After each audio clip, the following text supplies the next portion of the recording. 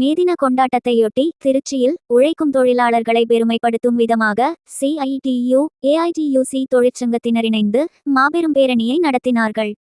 1880ஆம் ஆண்டுகளுக்கு முன்பு முதலாளித்துவ நாடான அமெரிக்காவில் தொழிலாளர்கள் நாளொன்றுக்கு 18 மணி நேரம் முதல் 20 மணி நேரம் வரை பணிபுரிய வேண்டுமென கட்டாயப்படுத்தப்பட்டனர். இதனை எதிர்த்து உலக நாடுகளில் உள்ள தொழிலாளர்கள் ஒன்றிணைந்து பல்வேறு போராட்டங்களில் ஈடுபட்டும் ஆதிக்க சக்தியை முறியடித்து வெற்றி பெற்ற தினமே உழைப்பாளர்கள் தினமாக இந்தியா மட்டுமின்றி உலகம் முழுவதும் மே மாதம் முதல் நாளில் உழைப்பாளர் தினமாக கொண்டாடப்படுகிறது.